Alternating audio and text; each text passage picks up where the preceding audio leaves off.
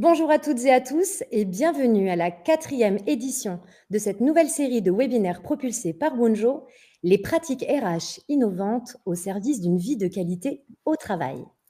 Des webinaires qui sont portés par une intention profonde, celle d'inspirer les RH et les organisations dans leur façon de faire des ressources humaines, de distribuer de l'amour, de l'envie de prendre soin des travailleurs et des travailleuses, de mener des démarches de qualité de vie au travail. Nous vivons une époque qui est extrêmement effervescente, complexe et qui est aussi bourrée d'un réveil d'humanisme. Chez Wonjo, dans nos webinaires, vous n'aurez que des intervenants et des intervenantes qui sont passionnés, qui sont engagés, qui parfois disent des choses qui ne sont pas forcément évidentes à partager, mais en tout cas, qui livrent leurs meilleures expériences du terrain, leurs bonnes pratiques et qui marchent leurs paroles. Alors, lors de nos webinaires, nous allons mettre en avant des pratiques, des professionnels, des organisations qui innovent dans notre secteur, celui de la qualité de vie et des conditions de travail, mais qui innovent parfois tout simplement en faisant preuve de bon sens. Parce que parfois, on se rend compte qu'il suffit de faire les choses juste un tout petit peu différemment pour qu'elles fonctionnent mieux. Je suis ravie de vous retrouver aujourd'hui en la compagnie de mes deux consoeurs. Je m'appelle Emmanuelle Bessez et je suis l'heureuse dirigeante du cabinet conseil et organisme de formation Wonjo. Nous existons depuis 22 ans. Nous sommes un acteur qui relève de l'économie sociale et solidaire et nous sommes spécialisés en qualité de vie au travail. Vous connaissez peut-être notre intervention phare maintenant qui s'appelle la fresque de la QVT, ce séminaire transformatif qui permet aux équipes de trouver un espace souvent inédit pour évaluer leur sentiment de bien-être au travail et pour justement lancer des espaces de discussion permettant de partager leur vécu et de trouver ensemble des solutions. Et vous connaissez peut-être aussi ma QVT, notre outil innovant qui permet de faire de l'évaluation et du pilotage de QVT individuelles et collectives. Assez parlé de la structure, je vous propose qu'on accueille aujourd'hui Marion Cadnet et Laurence Damet. Bonjour à toutes les deux. Bonjour. Bonjour Emmanuelle. Ravie de vous retrouver pour ce webinaire, mesdemoiselles, pour parler d'un sujet qui s'appelle les EDT. Alors, encore un acronyme dans notre jargon professionnel. Ça signifie les espaces de discussion sur le travail, qu'on a longtemps appelé les EDD, les espaces de discussion, et qui ont été recalibrés en même temps que la QVT est devenue QVCT. Donc, on va parler de cet outil qui permet aux équipes d'exprimer leur vécu professionnel, de aussi fabriquer des nouveaux liens, de vivre des choses parfois inédites dans le monde professionnel, et puis de trouver par elles-mêmes des solutions pour mieux prendre soin les uns des autres, mieux prendre soin des équipes, des collectifs, et mieux prendre soin, mieux soigner le travail avec un grand T. Donc, pour en parler, toutes les deux, vous allez, comme je le disais tout à l'heure, partager votre expérience, vos bonnes pratiques, avec une prise de parole qui n'engage que vous. Et si, cher public, ça éveille des questions, des commentaires, si parfois vous n'êtes pas d'accord ou tout simplement ça vous pique, écrivez-nous sur le chat, il est à votre disposition sur la droite de votre écran. Et notre collègue Amandine est là pour relayer vos commentaires et vos questions. Et je me ferai la joie d'en être la porte-parole. Notre webinaire, il est en live et il est également enregistré et vous recevrez le replay quelques instants après la fin de notre webinaire, accompagné d'un support qui fixera les grandes idées clés de ce que Laurence et Marion ont l'intention de vous partager. Voilà pour commencer. Eh bien, écoutez, ce que je vous propose toutes les deux, c'est de vous présenter. Peut-être pour commencer, Marion, en gros, ton parcours et le métier que tu exerces aujourd'hui. Ok, bonjour à tous. Moi, je suis Marion. Mon parcours professionnel, c'est le travail social, c'est l'accompagnement social. Pendant plus de 15 ans, j'ai œuvré pour accompagner des femmes victimes de violences conjugales. Donc, mon expertise, c'est la relation d'aide et la communication. Et aujourd'hui, je suis coach et consultante chez Wonjo. Et j'ai finalement aujourd'hui eu envie de mettre mon expertise de l'écoute et de la relation d'aide au service du monde de l'entreprise. Et voilà. J'ai toujours animé finalement des groupes, des espaces de parole, des espaces d'échange, et c'est ce qui m'anime. Merci Marion. Bon, même exercice, Laurence ? Ta vie, ta Bonjour. bataille. Bonjour à toutes et à tous. Donc, Laurence Damé. Moi, je suis RH depuis plus de 25 ans dans tout type de structure, de la TPE au grand groupe, et également dans des domaines très diversifiés. Depuis 6 ans, en fait, je partage mon temps de RRH dans la santé avec mon activité de consultante RH externalisée auprès de TPE ou PME qui sont en développement ou qui n'ont pas de service RH. En fait, mon fil rouge, ça a toujours été de remettre l'humain, le sens et la coopération au cœur du travail. Et c'est pourquoi, il y a quelques années, je me suis formée avec l'ANACT, qui est l'Agence nationale pour l'amélioration des conditions de travail, à la QVCT, pour accompagner notamment des organisations qui avaient envie de mettre en place des démarches QVT avec les copies QVCT, mais également les espaces de discussion sur le travail. En fait, moi, j'utilise cet outil depuis longtemps en tant qu'RH parce que ça libère la parole et ça co-construit des solutions simples et concrètes. On en parlera tout à l'heure. Et en fait, parce que je suis surtout convaincue que le terrain, c'est souvent la base des meilleures réponses. Et j'aime transformer du coup les expressions des salariés en levier d'amélioration continue et durable. Voilà. Merci beaucoup, Laurence. Bon, alors du coup, je te renvoie la parole, Marion. Est-ce que tu peux partager avec nous finalement la raison pour laquelle tu as accepté cette invitation de Wonjo, ce qui fait sens pour toi de participer et puis de prendre la parole sur le sujet des EDT? Ce qui fait sens pour moi, c'est que je crois beaucoup au collectif. Je crois beaucoup à la ressource du collectif, à la ressource des équipes et que je trouve parfois dommage qu'on sous-utilise cette force, cette puissance-là. Donc, et j'aime la parole, j'aime les mots et je crois qu'ils sont importants à dire, à entendre. Et je voudrais, alors c'est pas forcément convaincre, mais en tout cas, peut-être s'il y a des prises de conscience qui peuvent se faire auprès des managers, des RH, des dirigeants sur justement l'importance et l'intérêt de ces espaces de discussion au travail. C'est pour ça que j'agis aujourd'hui, en fait, parce que j'ai la chance d'animer finalement énormément d'espaces d'échange, de discussion au travail sur différentes thématiques. Et je vois à quel point c'est impactant, c'est une force et ça peut faire avancer les pratiques. Donc voilà, c'est un sujet qui me touche profondément. Parce que je crois aux mots, je crois à la parole vraie aussi. Et toi, Laurence, donc tu disais que, pareil, tu pratiques depuis très, très longtemps. Qu'est-ce qui t'amène aujourd'hui profondément? Avec quoi tu as envie de repartir de l'heure qui nous attend? En fait, tout simplement de partager mes bonnes pratiques en tant que RH, mes outils, pourquoi pas avec d'autres professionnels RH. Et puis, parce que comme le disait Marion, moi je suis convaincue aussi du pouvoir de la parole et à une époque où on ne s'écoute plus trop malheureusement, voilà, c'est donner des bonnes pratiques, des petits tips un petit peu pour les RH et les autres personnes bien évidemment et pourquoi pas accompagner aussi des structures qui sont en recherche aussi de la mise en place de ce type d'espace pour libérer la parole. Voilà, moi je suis convaincue en tant qu'RH que tout vient du terrain surtout. Voilà. Ok. Notre webinaire, donc on n'a pas l'intention de partager des slides avec des listes à puces illisibles. On va discuter, on va être exemplaire puisqu'on prône l'écoute, la parole juste et les temps de qualité partagés. Donc voilà, chers participants, chères participantes, vous aurez le support, encore une fois, qui vous est envoyé avec les idées clés. Mais ce qu'on vous invite, c'est à écouter avec vos oreilles, avec vos yeux, puis avec votre cœur, à la fois l'engouement et aussi les informations très pratiques qui vont être délivrées par Laurence et par Marion. Bon, on va commencer par le commencement. C'est quoi un EDT? C'est quoi la définition officielle? Voilà, définition, description, pour déjà se mettre d'accord. Laquelle de vous deux commence? Allez, Laurence. Allez, allons-y. Alors, en fait, à la base, l'EDT, c'est surtout un dispositif qui a été proposé lors de l'ANI QVT 2013. Pour rappel, l'ANI, c'est l'accord national interprofessionnel sur la QVT. Et en fait, c'était un dispositif qui impliquait le fait que ça soit structuré et régulier pour permettre aux salariés de discuter, de parler de leur travail et libérer la parole.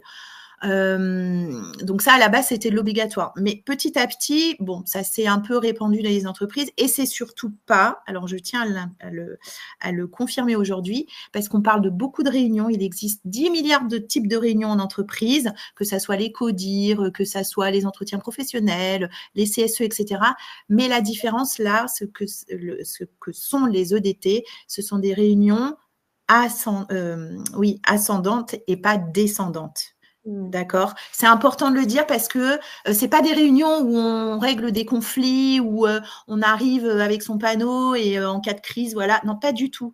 C'est des espaces où on s'écoute, on redonne la parole et on co-construit des solutions ensemble. Ok. J'ai envie de dire avant les EDT, bon, même si on en parlera tout à l'heure, mais bon, c'est quand même pas encore très très répandu, sinon on serait pas en train d'en parler aujourd'hui. Tu vois, tu parles de cette communication ascendante, Laurence. Tu disais ton amour du terrain et Marion, elle expliquait aussi que voilà, les bonnes solutions, elles viennent toujours d'en bas et que finalement enfin d'en bas dans le sens hiérarchique du terme. Avant les EDT, qu'est-ce qui préexistait comme format qui permettait d'aller écouter le terrain? C'était quoi? C'était les boîtes à idées? C'était Oui. Ça en fait partie encore d'ailleurs, Marion. Je ne sais pas si tu veux réagir. Je réagis ou on réagit toutes les deux. Vas-y, puis Marion. En fait, lors des entretiens individuels, etc., on récolte beaucoup d'infos, mais ça reste de l'individuel. Là, l'important de l'EDT, c'est que ça devient du collectif aussi. Et on ouvre la parole au collectif et on co-construit et on donne la possibilité aux salariés en général de devenir acteurs aussi. Ça, c'est hyper important. Et au niveau collectif, voilà, c'est de la co-construction, c'est de la co-écoute. Et ça existe, hein, comme tu disais, depuis longtemps, des réunions où on se parle. Mais déjà, il y en a énormément et trop de réunions tuent la réunion d'ailleurs. Mais là, c'est vraiment des temps dédiés à l'écoute. Et les sujets peuvent être très variés, hein. On en parlera certainement après. Mais là, on parle de... moi, je pense que plus le salarié est écouté, se sent entendu, plus il va s'impliquer également dans la démarche. Et il ne faut pas oublier que les démarches QVCT, même si elles doivent être portées par les directions, c'est aussi l'implication de tous les salariés. Donc là, l'espace de discussion, il est là aussi pour ça, pour leur donner la parole. Marion, toi qui es une femme de relations d'aide et de communication, quand tu entends une Laurence qui met le mot écoute à tel point au cœur d'un EDT, ça doit te faire penser à toutes ces carences de compétences qu'on voit sur le terrain, justement dans cette capacité à écouter, mais à écouter vraiment. Oui, parce qu'en fait, on se rend compte qu'écouter vraiment, c'est pas si facile que ça, que c'est même compliqué. Et je te rejoins, Laurence, sur le fait que les EDT, c'est pas un espace descendant, ça doit être ascendant. On permet aux collaborateurs de prendre la parole. Mais c'est vrai qu'on appelle ça EDT, mais par exemple, chez Wunjo, on appelle ça la causerie. Moi, dans le secteur sanitaire et social, je fais ce qu'on appelle de l'analyse des pratiques professionnelles.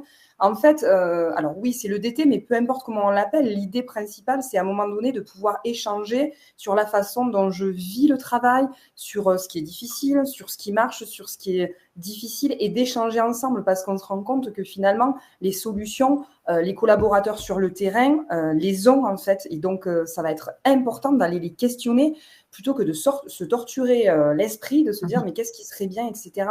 Les personnes concernées, finalement, savent le mieux ce dont elles ont besoin. Donc, c'est pour ça que c'est important absolument d'aller les questionner et de ne pas avoir peur d'aller questionner tout ça, en fait, finalement.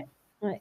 Et où il n'y a pas de posture haute avec un sachant qui vient donner des conseils, avec un expert. C'est pas non plus une formation. C'est pas un audit géant. C'est pas un focus group non plus où on va venir creuser et poursuivre un diagnostic simplement. C'est un espace où tout le monde est au même niveau, j'ai envie de dire, et vraiment aux hauteur, quoi. Exactement. Moi, j'adore quand j'anime des espaces de discussion au travail. Et bon, dans ma fonction, je suis tout le temps comme ça aussi, d'être dans une fonction de non-expert. Je ne suis pas là pour rapporter quelque chose. Je suis là pour faciliter la parole, pour permettre à des collaborateurs d'évoquer des sujets aussi sensibles. Donc voilà, c'est vrai que c'est important d'avoir cette position de non-expert, et c'est ce qui permet aussi de faciliter les échanges, en fait. Alors, des échanges sur quoi, mesdemoiselles ? C'est varié en fait, hein. Ça peut être sur comment mieux travailler avec les uns et les autres, moi je l'utilise. Alors en tant qu'RH, pour moi, ces espaces de discussion sont vraiment source d'informations terrain pour nourrir notamment le DURP. Donc, le DURP, c'est le document unique. Et en fait, lorsque j'organise ces EDT, Moi, j'écoute. Alors, j'anime, mais j'écoute et je prends énormément d'informations parce qu'en fait, le document unique qui centralise un peu tous les risques, les problématiques, etc., et doit derrière avoir un plan d'action. Et bien, finalement, le plan d'action va souvent venir de ce que les échanges fournissent. Et du coup, pour moi, je fais vraiment le lien avec les obligations légales aussi du RH parce que, comme tu disais tout à l'heure, Marion, il n'y a jamais mieux que le terrain qui va donner des informations parce qu'on vit son travail sur le terrain. Donc, en fait, quand ça peut être sur, je ne sais pas, l'ergonomie au travail, quels sont les uns et les autres, parce que lorsqu'on organise ces EDT, enfin, on en parlera tout à l'heure sur l'organisation même de ces EDT, mais des personnes qui travaillent ensemble ont souvent des bonnes pratiques à communiquer à leurs collègues. Ils n'ont pas le temps de se parler, justement, c'est bien là le problème. Mais là, lorsqu'on se pose et qu'on a le temps d'échanger sur « et toi, tes EPI », alors c'est les équipements de professionnels individuels, par exemple, toi, comment tu les mets? Pourquoi moi, je ne les mets pas parce que, oh là là, si tu savais. Hein. Et en fait, le fait de laisser la parole, ils en discutent et derrière, ils disent « mais tu sais quoi, moi, je te conseille ça. Franchement, essaye, tu verras. » Et c'est le fait que ça vienne entre eux qui donne du poids, en fait. Parce que lorsqu'on demande à un responsable de dire « il faut que tu mettes tes EPI, il faut que tu fasses ça », en fait, là, c'est descendant. En général, on n'écoute pas trop les conseils. Alors que lorsqu'on discute dans ces espaces-là, on va écouter les problématiques terrain et du coup, des solutions terrain. Et en fait, ça fonctionne super bien. Parce que voilà, on va dire, moi, j'ai mis en place ça parce que mon collègue, il m'a dit et il sait, il l'a fait déjà. Donc, voilà. Et donc, les sujets peuvent venir. Alors, moi, je récupère ces sujets souvent d'enquêtes qui ont été réalisées, enquêtes de QVCT. Également des boîtes à idées où les salariés viennent mettre un petit peu des idées sur lesquelles ils aimeraient échanger. Et ça donne matière aux réunions qui sont organisées ensuite. Et vient qui est intéressé par ce sujet. Et du coup, là, ça donne lieu à des discussions hyper constructives, quoi, vraiment. Et toi, Marion, au niveau des sujets qu'on Alors, aborde les sujets, ils sont super variables et c'est ça, moi, que j'adore dans mon métier. Donc, dernièrement, on a travaillé, par exemple, dans une entreprise industrielle sur 2 EDT qui parlaient de la motivation et de la convivialité. Voilà, parce que c'était deux irritants qu'on avait pu observer lors d'un audit en amont et on voyait qu'il y avait à faire bosser les équipes sur comment je reste motivée au travail ou qu'est-ce qui me motive au travail. Et sur la convivialité, comment on peut la préserver, comment on peut l'améliorer. Après, ça peut être sur des pratiques professionnelles, sur des situations complexes qu'on rencontre. J'ai eu animé des EDT sur l'équilibre vie pro, vie perso, qui est aussi un sujet d'actualité. Sur l'organisation du travail, sur des choses très techniques aussi, sur comment on gère les mails, comment on accueille le public, est-ce qu'on déplace à l'entrée les bancs et est-ce qu'on fait un accueil, sur des choses aussi très simples en fait. Et souvent, en fait, ça me fait penser à l'approche centrée sur les solutions avec laquelle je bosse, qui est vraiment l'idée d'aller chercher les solutions, en fait, de permettre, moi, je ne suis pas là en tant qu'experte en disant aux gens, il faudrait que vous fassiez ça, il faudrait que vous fassiez ça. Moi, ça, je ne sais pas faire et ce n'est pas mon métier. Par contre, c'est comment on pose les questions et comment on accompagne pour aider finalement les collaborateurs présents à trouver leur propre solution qui va leur convenir. Parce que comme tu disais, Laurence, finalement, si tu as un RH ou un dirigeant qui dit il faut faire ci, il faut faire ça, il y a plus de risques que ça soit moins bien accepté en fait que si c'est l'équipe qui a un peu bossé, qui a un peu travaillé et qui se dit ah ben oui, on pourrait faire comme ça, ok. Et toujours à la fin de mes EDT, je dis bon, vous êtes d'accord pour mettre ça en place et quand ça vient d'eux, c'est vachement plus impactant en fait et riche et ça va fonctionner en plus. On a Isabelle qui nous dit c'est effectivement aussi des choses déjà mises en place dans le mot EDT, APP, facilitation en intelligence collective. Intéressant qu'elle souligne ça, Isabelle, c'est tout à fait ça. Bon alors, peut-être qu'on peut passer, alors vous en avez évidemment déjà un petit peu parlé, mais pourquoi faire des EDT? C'est quoi l'objectif? Marion, en attendant que Laurence revienne, parce que pour moi, elle a disparu. Ouais. Et là, je ne vais pas chanter. Non, je ne vais pas le faire. Elle va revenir. Mais bien sûr, elle va revenir. Ok, pourquoi on fait des EDT? C'est quoi l'objectif? C'est quoi peut-être le constat de départ qui permet, de ton expérience, de se dire, allez, on prend le temps et on organise ces espaces? Alors, moi, en tout cas, de mon expérience et de mon constat, c'est que je me rends compte que les gens ne se rencontrent pas. les gens ne se connaissent pas. Je travaille dans 1 ou 2 entreprises où en fait, des grosses boîtes où en fait les gens ne se sont jamais rencontrés. Donc c'est aussi un espace à un moment donné, le DT, de réunir des gens pour qu'ils puissent discuter, pour créer aussi ce qu'on appelle la cohésion en fait. Moi je trouve que le DT vient répondre à cohésion d'équipe, vient répondre aussi à prévention des risques psychosociaux.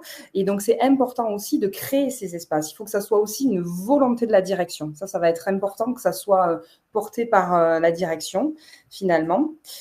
Parce que c'est vrai qu'il y a souvent un manque de communication, il y a souvent des problèmes de tension. Et moi, ce que je me suis aperçue, c'est que grâce aux EDT, les gens arrivent à se dire des choses, à partager des choses et surtout, finalement, à voir l'autre un petit peu différemment, en fait. Et à voir la réalité de son collègue et à voir aussi qu'on a des points communs ou on a des points divergents. Et ça, c'est riche, en fait, je trouve. Après... Oui. Pardon, je voulais rebondir juste sur ça. Aujourd'hui, je pense qu'on peut le dire, 100% des boîtes qu'on audite ont des problématiques de communication et des tensions relationnelles. Il y en a aujourd'hui. Alors, il y a sans doute un biais cognitif parce qu'on ne nous appelle pas quand tout va bien, un jour peut-être. Mais la question des problématiques relationnelles et des manques d'écoute, finalement, de cette mécompréhension, et qu'on sait très bien que quand on ne se comprend pas, c'est aussi parce qu'on ne sait pas écouter. Et si on ne sait pas écouter, c'est souvent parce qu'on n'a pas eu les espaces permettant d'entendre le vécu de l'autre. Et souvent, si on remonte le fil de la pelote, c'est parce qu'il n'y a pas l'espace sécure au départ qui va permettre d'encourager une expression libre et sincère. Et en face, quelqu'un pour l'écouter, que ce soit un manager ou un collègue ou un RH, en face, quelqu'un pour écouter qui a cette capacité à entendre, à accueillir, à ne pas surréagir. On en revient à ma remarque tout à l'heure sur les compétences, en fait. Après, on sait que c'est un sujet sensible, d'ouvrir la parole sur comment je vis mon travail ou comment se passe notre organisation dans le travail, etc.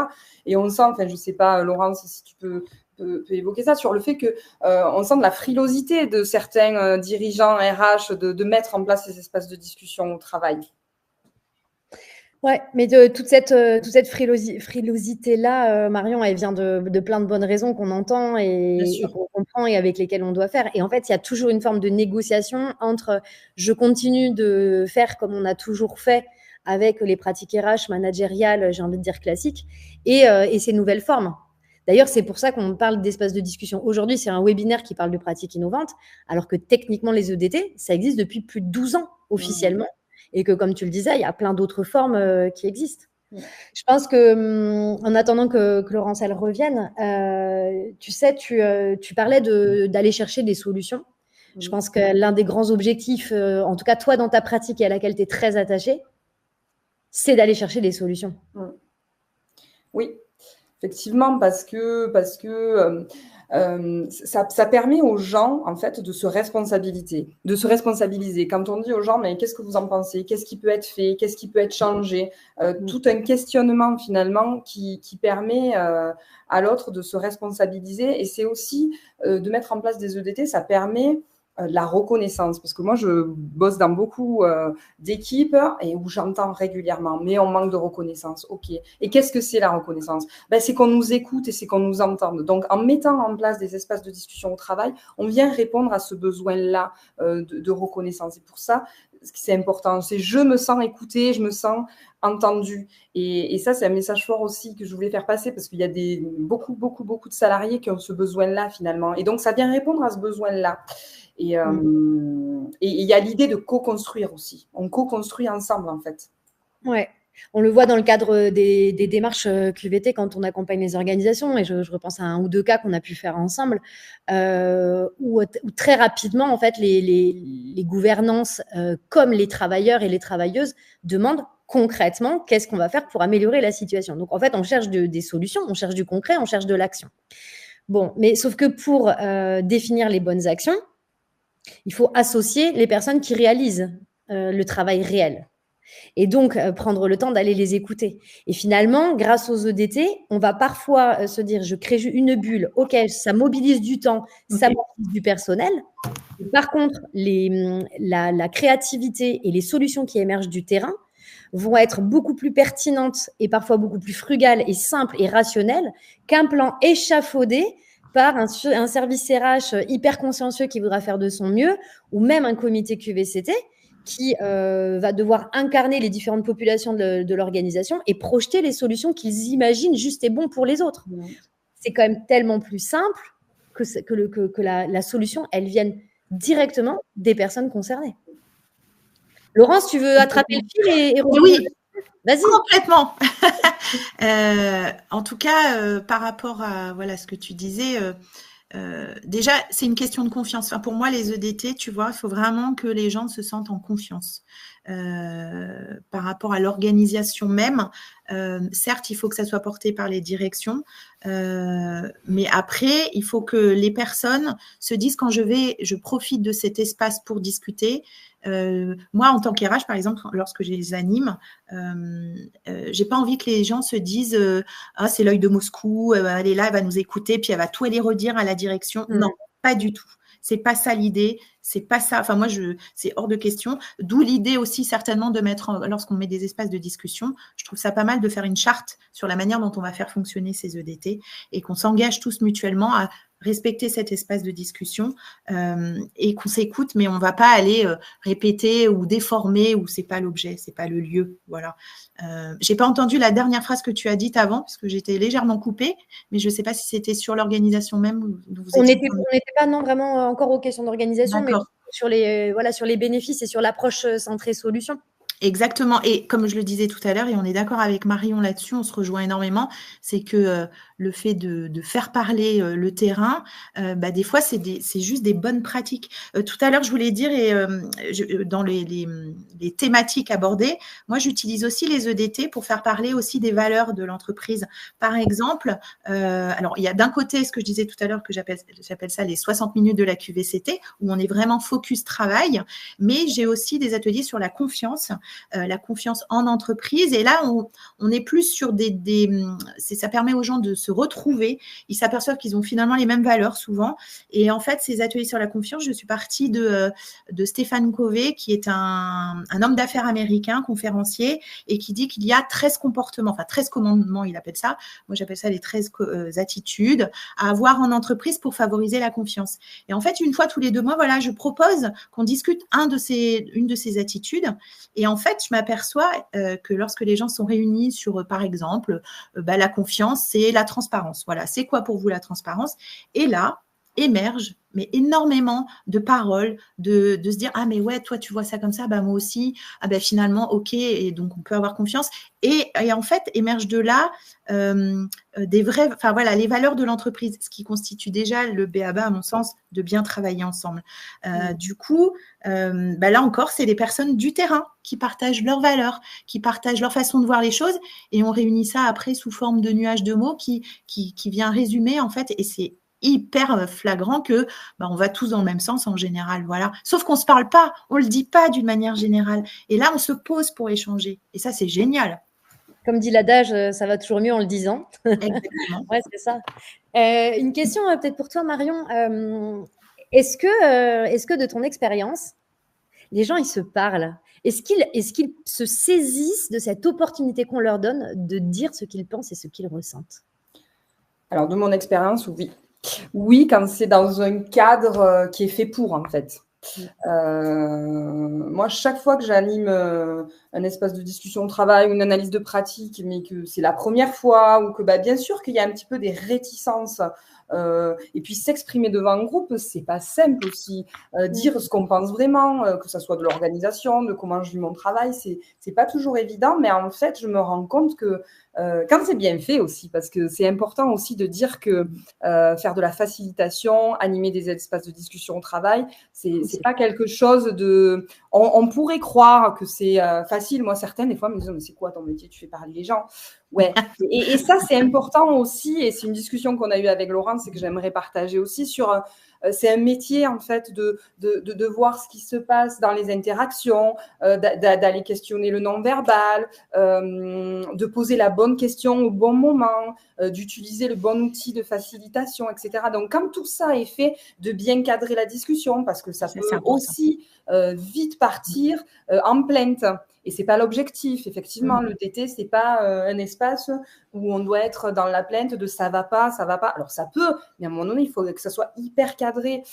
Donc moi, je trouve que quand tout est réuni, qu'il y a le bon facilitateur et quand, oui, la parole, en fait, les gens ont besoin de parler, en fait.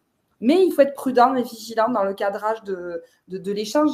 Et avec Laurence, on se posait la question parce qu'on n'avait pas un avis différent finalement, mais moi, je me disais, ouais, c'est quand même bien si c'est un intervenant extérieur qui est neutre de l'équipe ou du groupe, où il n'y a pas finalement d'émotion, enfin, il y a un peu de cette neutralité. Et par contre, j'adore l'idée que les RH puissent le faire aussi eux-mêmes dans leurs équipes. Mais voilà, pour avoir une collègue RH qui essaye de mettre en place des EDT aussi, elle me dit, oh, combien c'est compliqué. Elle me dit, je sors de là, j'ai la tête pleine, j'ai entendu que se plaindre, etc. Donc, bon, voilà, je me dis, c'est quand même un métier de gérer un groupe, de gérer une équipe et de les faire parler sur des sujets parfois sensibles, en fait. Et là où je te rejoins, Marion, c'est que c'est pour ça qu'il faut que la confiance, elle vienne petit à petit. On ne peut pas, one shot, réussir son premier EDT comme ça. Déjà, il faut se dire que la confiance va venir et la posture qu'on va adopter donc effectivement, c'est plus facile quand on est formé à la prise de parole en public, quand on sait cadrer une réunion, etc. Mais pour moi, RH, c'est ce que je disais tout à l'heure, faut pas nous voir forcément comme les yeux de Moscou et oh là là, c'est horrible, c'est la RH qui anime ça et pas du tout. Après, ça permet aussi de redonner sa place au RH. Alors après, il faut savoir aussi, est-ce qu'on fait venir ou pas la direction? Est-ce qu'on fait venir les responsables? Ça, c'est une autre question aussi. Je pense que pas forcément tout le temps, mais oui, à un moment, ils ont leur place aussi et c'est important de partager et d'entendre et de récupérer l'info aussi parce que des réunions, les chefs de service, les responsables, les managers, ils en ont plein aussi des réunions. Mais là, c'est être en posture aussi d'écoute. Et pas de dire c'est moi qui fais la réunion, puis aujourd'hui, on va décider de ça, ça, ça, et on va faire comme ça. Non. Donc, ça s'apprend, ça se met en place doucement, c'est des essais, on réaménage, et puis, et de se dire qui on invite comment on fait pour organiser ces EDT, qui vient, pourquoi, comment, quelle est la régularité aussi de ces EDT, ça c'est très important. Si on fait une fois, puis après c'est fini et on n'en fait rien, autant dire c'est voué à l'échec. On va se garder toute une partie. Vous donnerez vraiment vos bons conseils sur la régularité, le volume de participants. Juste sur les animateurs, donc vous êtes sur deux postures qui sont complémentaires. Voilà, il n'y a pas de toute façon, il n'y a pas une bonne recette, bien sûr. À chaque fois, il faut s'adapter au contexte. Donc Marion, voilà, plutôt consultante externe, coach qui intervient et qui arrive avec tout ce côté qui est très confortable, j'ai envie de dire, de la personne qui n'a pas de passif, qui vient avec toute sa bienveillance de prestataire, son énergie, sa transversalité aussi, ses compétences accumulées. Côté RH, Laurence, toi, l'énorme avantage, c'est l'expertise de l'organisation en tant que telle, la compréhension de ce qui s'y joue, des mécaniques, et puis la posture d'être là pour le personnel et pour vraiment prendre soin de ce capital humain. Et puis la capacité aussi à faire remonter les sujets directement à celles et ceux qui en ont le pouvoir. Voilà, là où le consultant il va être limité, il va livrer potentiellement son rapport. On parlera du reporting tout à l'heure. Nous, chez Wonjo, on a une troisième alternative qu'on aime beaucoup proposer, qu'on ne propose que si les organisations ont vraiment envie d'ancrer la pratique des EDT dans leur démarche d'amélioration des conditions de travail, c'est d'avoir des animateurs en interne. C'est-à-dire de proposer à des personnes de l'organisation, alors évidemment, pas n'importe qui, déjà des personnes qui en ont envie, déjà il faut commencer par ça, qui ont vraiment le goût de créer du dialogue et de prendre soin de la qualité de vie au travail des collègues, et puis des personnes qui n'ont pas de passif, où il n'y a pas de conflit ouvert, voilà. Et ensuite, on va faire attention à la représentativité aussi dans l'organisation, parce que souvent, on a des membres de CSE ou de CSSCT qui peuvent vouloir se porter candidat, et c'est hyper intéressant et tellement aligné avec leur rôle natif, bien sûr. Et puis parfois, c'est plutôt des membres de comité QVT qui vont dire, moi, je suis en général, je suis l'oreille dans la vie, les gens, ils viennent beaucoup me parler, donc ils vont avoir des talents naturels. Puis du coup, ils connectent avec la démarche QVT, donc c'est super pertinent. Et puis des fois, on va avoir plus ce que nous, chez Wonjo, on appelle les sentinelles, qui ne sont ni des élus CSE, CSSCT, ni des RH, ni des membres de comité, mais simplement, je sais pas, Madame Michu, qui elle a juste trop envie de pouvoir être au service des autres et qui a envie de monter en compétences et d'avoir ce rôle qui aussi va enrichir sa carrière personnelle, professionnelle. Ça peut donner aussi une autre couleur à l'engagement au service de la performance individuelle et collective. Complètement. Et moi, je suis tout à fait d'accord avec toi, Manu, c'est que on est aussi bien Marion que moi des animatrices, des facilitatrices, mais on peut l'être en venant même du personnel. L'idée, ça s'apprend, ça se découvre, il faut en être convaincu déjà, comme tu dis, ça c'est hyper important. Et c'est très complémentaire avec les CSE et CSCT, justement. Attention, ça ne vient pas remplacer. En fait, c'est des partenaires, tout ça. Et en fait, c'est la base du dialogue social. Voilà. Pour moi, c'est très complémentaire à toutes les instances qu'on peut avoir, toutes les autres formes de réunion. C'est pas à la place d'eux, mais… On avait justement une question d'Alexandra dans le chat qui demandait quelle était la place du CSE dans tout ça. Est-ce que tu peux détailler un petit peu plus, du coup, Laurence? Du coup, c'est à mon avis un partenaire, c'est-à-dire que ce qu'on peut entendre en espace de discussion, et c'est ce que je disais tout à l'heure, c'est que par contre, il faut en faire quelque chose. On finit pas un espace de discussion en disant, bon, salut, on a discuté, on s'en va. Non, on peut faire un compte-rendu qui sera diffusé justement après relecture ensemble et être sûr que tout ce que les personnes ont partagé, on est bien d'accord, on va mettre en place une action ou autre et on le partage. On peut le partager aux responsables, on peut le partager à la direction, mais on peut le partager aux délégués du personnel, aux IRP, qui sont, eux, ils sont en attente aussi de ça, parce qu'eux doivent travailler aussi sur la QVT. Donc, c'est source hyper importante en fait de la gestion des risques, des RPS. Vraiment, ça peut donner des sources d'informations énormes. Et c'est le temps qu'ils n'auront pas forcément eux en tant que délégués du personnel aussi. Donc, tout ça, ça vient se compléter. Et au contraire, ce sont des partenaires. Il ne faut pas les oublier. Il faut se dire, voilà, dans notre charte de fonctionnement, on est d'accord qu'en fin de DT, on partagera, on communiquera et on informera nos partenaires internes à l'entreprise. Voilà. Je pense que vraiment, ça souligne le fait que, et on bascule sur la troisième partie, sur comment on les organise, comment on fait pour que ça se passe bien et que ça tienne sa promesse. Il y a cette idée de cadrage de départ, alors qui prend la forme avec du formalisme ou non, mais en tout cas, être très clair sur ce contrat relationnel, qu'est-ce qu'on va y vivre, et sur pourquoi on les organise, dans quel cadre on les organise, quelle trace il va y avoir de ces temps d'échange, et quel est l'engagement d'exploitation des contributions. Parce qu'on a quasiment tout le temps sur le terrain des collaborateurs et des collaboratrices qui vont nous dire on pisse dans un violon. Désolée pour le côté un peu vulgaire de la chose, mais qui aussi en ont un peu marre d'être force de proposition et de ne pas être entendus, justement. Tout à fait. On se dit on crée encore un nouvel espace, il y a encore une énième enquête, etc. Et finalement, qu'est-ce que ça va donner derrière? Donc, je pense que c'est très important de pouvoir effectivement fixer le cadre. Marion, toi de ton communiquer du coup, Manu, je dirais bien communiquer dès le début sur ce que sont ces espaces de discussion. C'est pas perdre du temps encore, une énième réunion et non, on communique, on est d'accord, la direction a son jeu, a son rôle aussi, là-dedans, et comme ça tout le monde est conscient de ce que ça veut dire et que, en organisant, en participant, on s'engage aussi, on s'implique. On y va, on est ensemble et ça donne lieu d'ailleurs souvent à des suites de discussions, comme tu disais tout à l'heure, en causerie peut-être, autour d'un café. Moi, j'ai vu des gens, suite à ça, discuter hors d'été, mais encore se dire, tiens, on va échanger. Les gens se reparlent entre eux. Ça, c'est génial aussi. Et c'est vrai que c'est important de se dire, on ne fait pas un EDT pour faire un EDT, on ne fait pas une causerie pour faire une causerie. Et c'est important de se dire, mais on en fait quoi après et quelles actions on pose? Parce que ça peut être un risque aussi d'ouvrir la parole.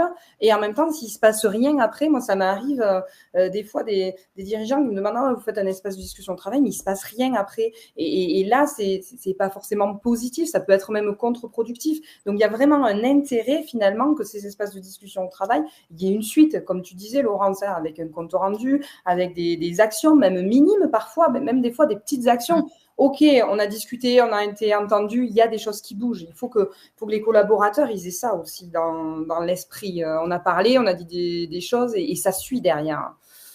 Ouais. Ça me semble important parce que sinon, ça peut être contre-productif aussi. Hein. Quand J'ai plein de dirigeants qui me disent « Oh là là, on a ouvert la boîte de Pandore, c'est la cata. » Mais enfin, voilà, il y a tout ce processus-là de comment on réfléchit la mise en place de ces EDT, qu'est-ce qu'on en fait après, comment on bosse après le après, quoi.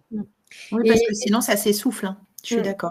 Alors déjà, la dynamique s'essouffle et puis il y a quand même quelque chose, en tout cas, auquel nous, on tient très, très fort chez Wonjo, c'est que l'après, c'est pas juste un tableau Excel qu'on donne à la DRH ou à la gouvernance et puis débrouillez-vous parce que ça y est, on vous a donné les bonnes idées. Exactement. Non, c'est pas ça. Une bonne causerie, puisque nous, on appelle ça comme ça, une bonne causerie, à la fin, chacun a pris un engagement personnel. Exactement. Et oui, effectivement, il y a des actions qui sont en dehors de notre pouvoir d'agir à l'échelle individuelle et auquel cas on les a exprimées et on attend bien qu'il y ait un porte-parole, d'où l'intérêt aussi de cadrer ça en amont. Qui va être la personne qui va porter la force de production, les contributions et auprès de qui et comment on suit ça. Mais voilà, ne pas oublier aussi que ces EDT, c'est aussi des espaces de rencontre avec soi-même, d'affinement de sens de soi. Tu parlais de découverte, Laurence, de mieux se connaître entre nous. Marion, enfin, je sais que tu as aussi des expériences assez incroyables de personnes qui découvrent des choses sur elles, en fait. Oui, parce que on va aussi un peu sur de l'introspection, parce que quand sur le DT, sur la motivation au travail, et que je propose aux équipes sur une échelle de 0 à 10, où c'est que j'en suis dans ma motivation au travail, et que je demande à chacun où vous en êtes, venez vous placer avec une petite gommette sur où vous en êtes dans votre motivation au travail. Déjà, c'est de se dire, alors cette question, je ne me l'étais jamais posée. Parce que ça, c'est une réalité aussi. En EDT, on vient me poser des questions, enfin, moi, je le vois tous les jours. Je pose des questions où on travaille sur un truc où on se dit, mais en fait, on ne s'est jamais posé cette question. C'est OK. Donc, c'est bien dans ce rythme fou où on est un peu pris par le temps, etc., de se dire, OK, on met un peu le pied sur le frein et on se pose pour réfléchir, etc. Et donc, est-ce que je suis motivée au travail? Je ne sais pas, ouais. Il faut que j'aille me positionner, puis les gens viennent se positionner et partager en collectif. Et voilà, c'est aussi du travail d'introspection, les EDT un peu. Ouais, apprendre à se connaître et à connaître les autres. Et c'est un tout. Et c'est un tout sur les conditions de travail. C'est ça qui est riche. Moi, ce que je remarque le plus, c'est « Ah, mais toi, tu fais comme ça. Ah, mais je fais comme toi. Ah, mais toi, tu es en difficulté pareil que moi. Ah, mais toi, tu fais ça avec ça. » Et voilà, et ça crée du lien. En fait, je crois que l'EDT est là pour créer du lien, en fait. Ouais. Et je crois qu'aujourd'hui, c'est ce dont on a besoin. Enfin, ça, moi, j'en suis convaincue. Les gens ont besoin de liens. Donc, l'EDT, c'est l'outil parfait pour créer du lien et pour avoir... Revenons sur des aspects pragmatiques, parce que les deux passionnés que vous êtes encore en train de partir en militantisme sur le sujet. Je vais vous poser 4 questions hyper pragmatiques, les filles. 1, imposer ou volontariat? 2, taille de groupe et composition du groupe.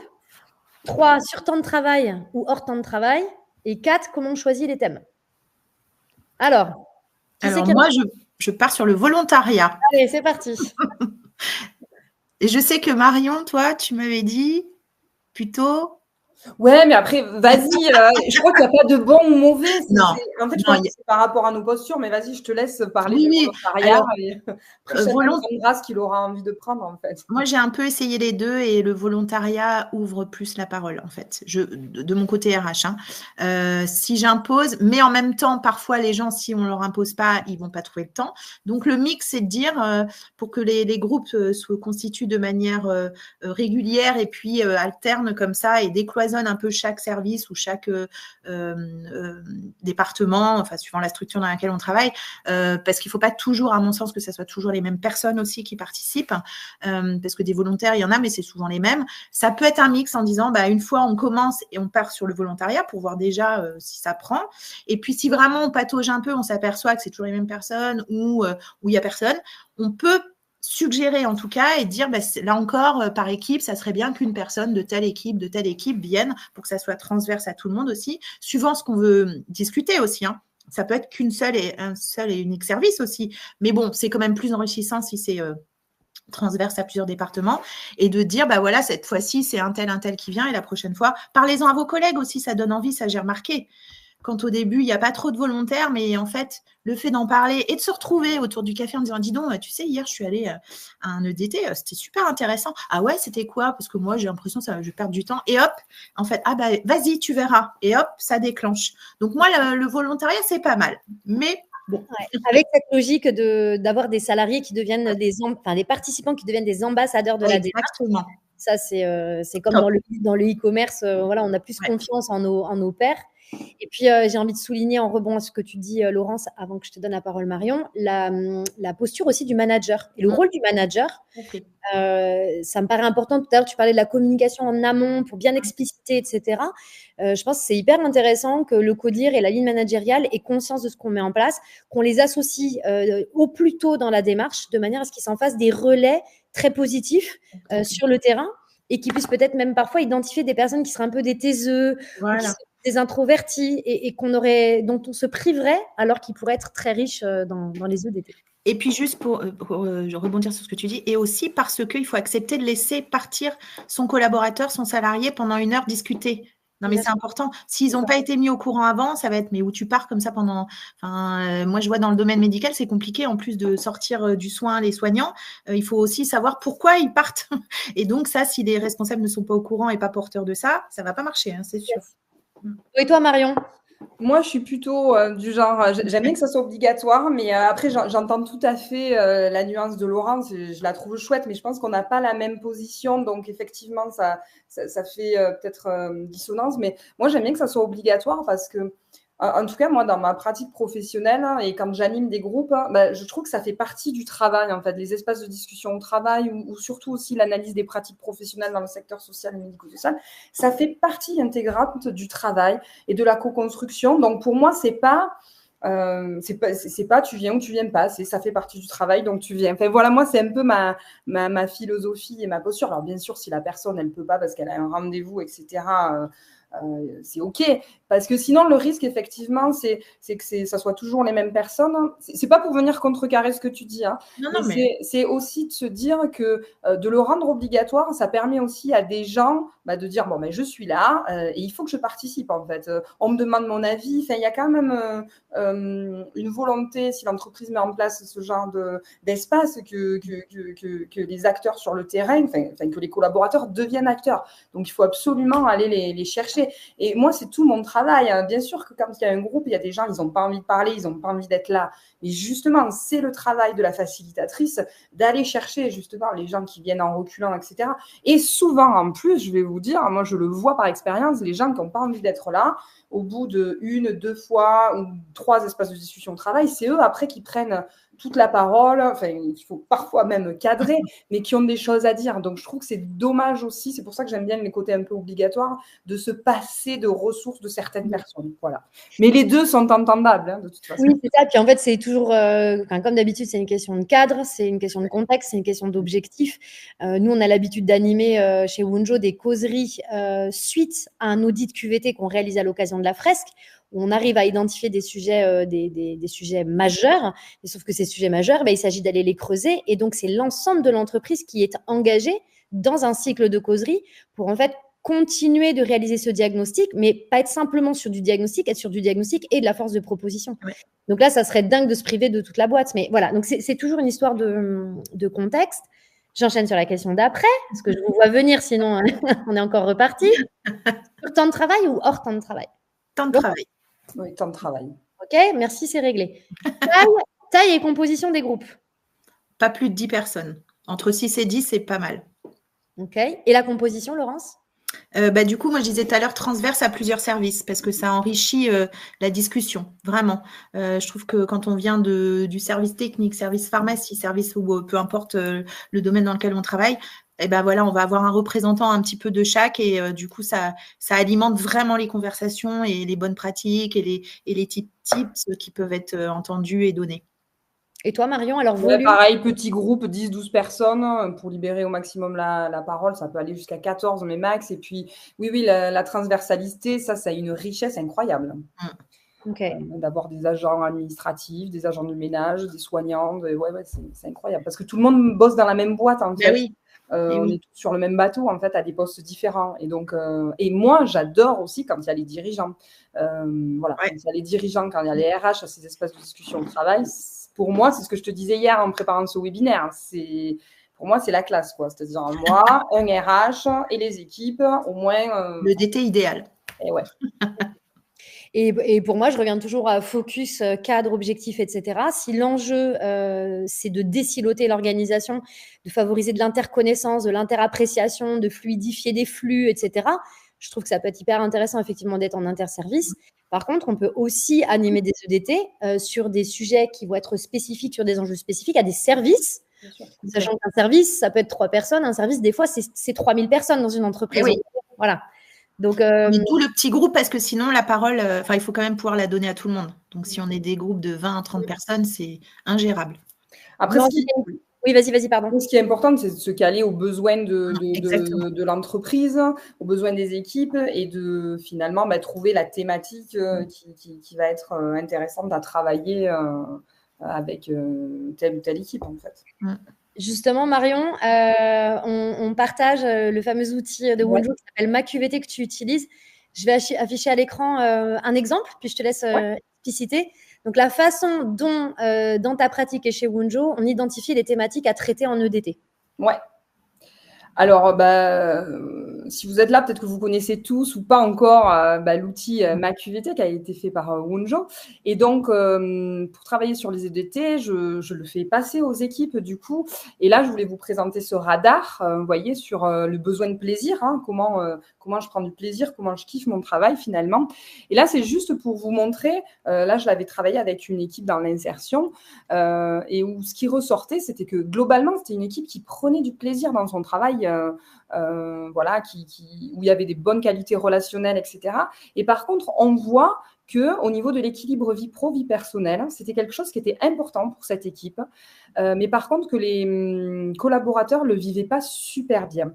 Et donc là, par exemple, suite à cet audit et cette fresque de la QVT, on a pu dégager l'idée de mettre en place un espace de discussion au travail sur l'équilibre vie pro, vie perso.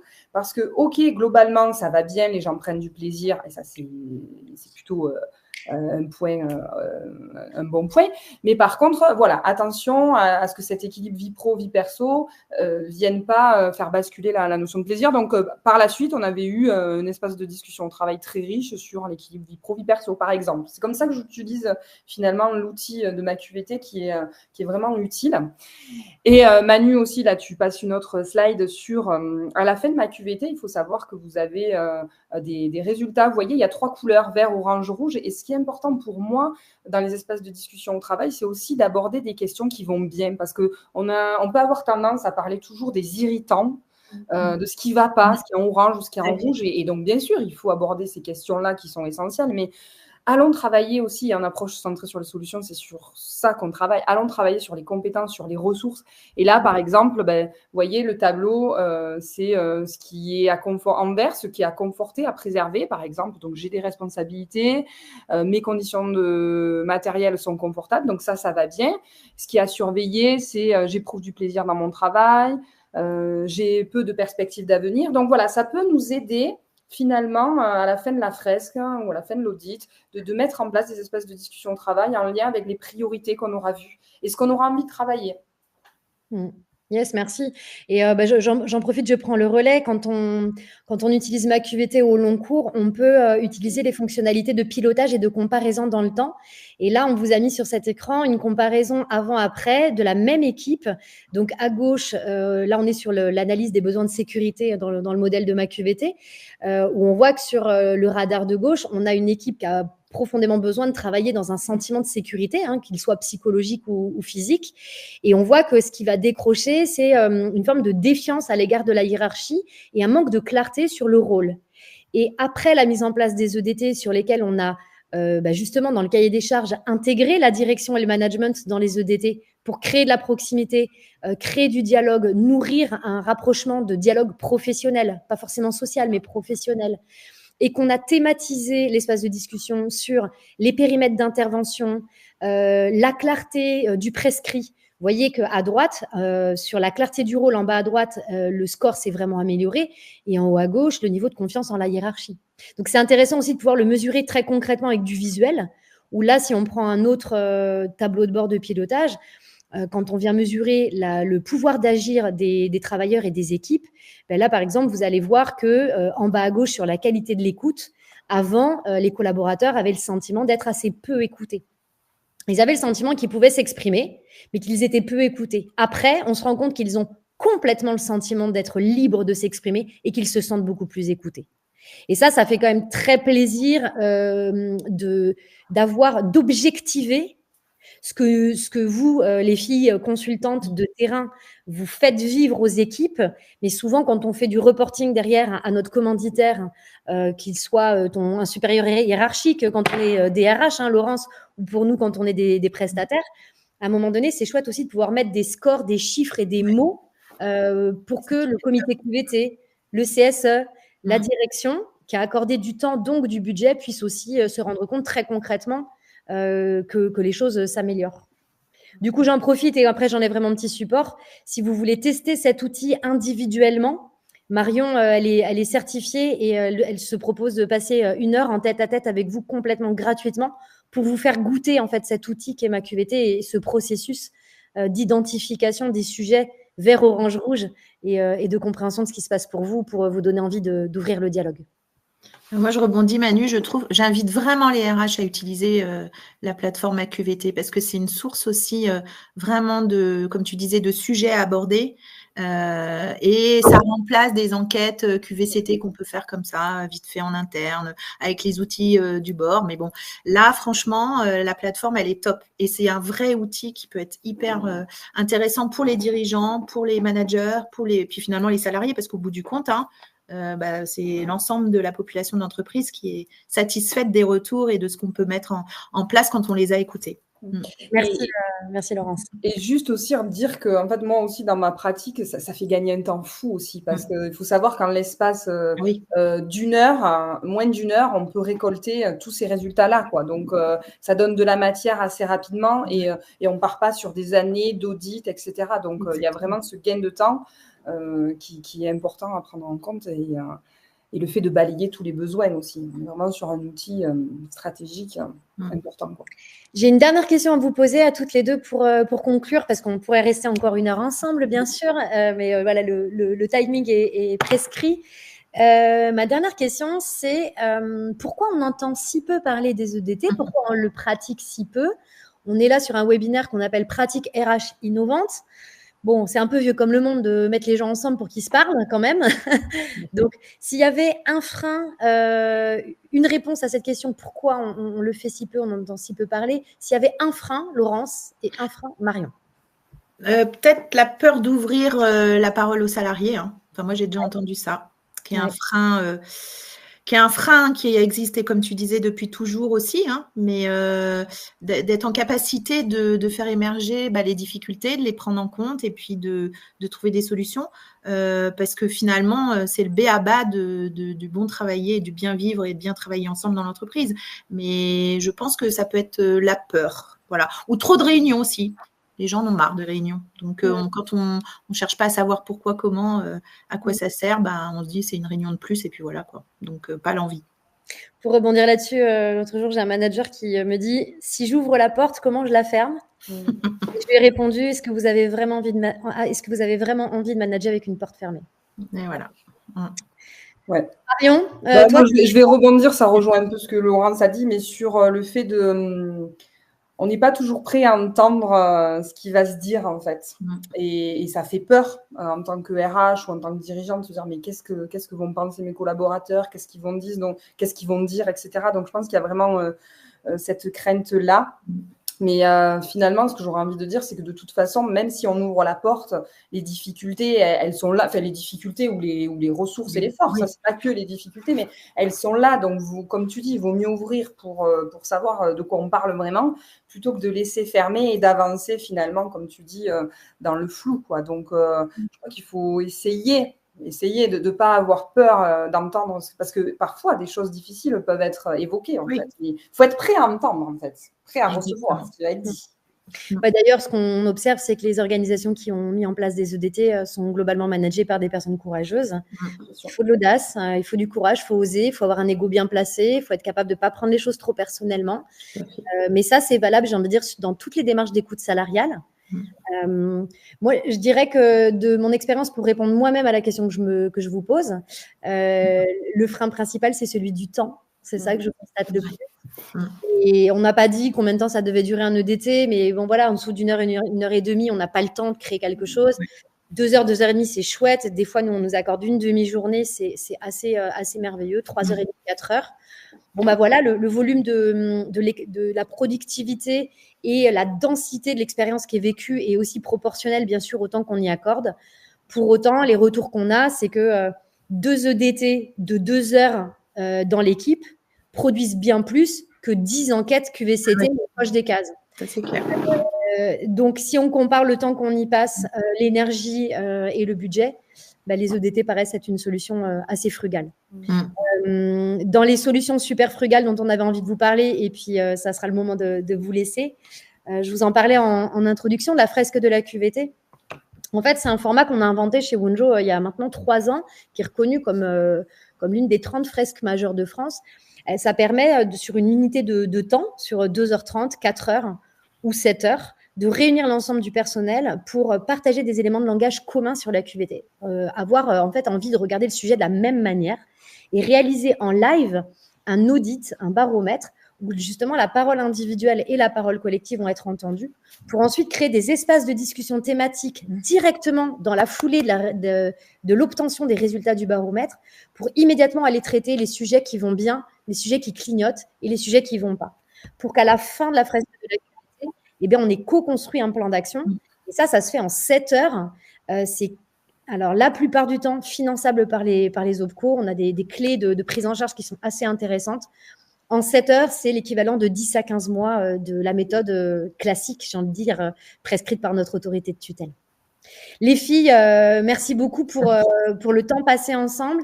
Je sais que chacune d'entre vous se tient à la disposition de celles et ceux qui auront envie de poser des questions bien spécifiques.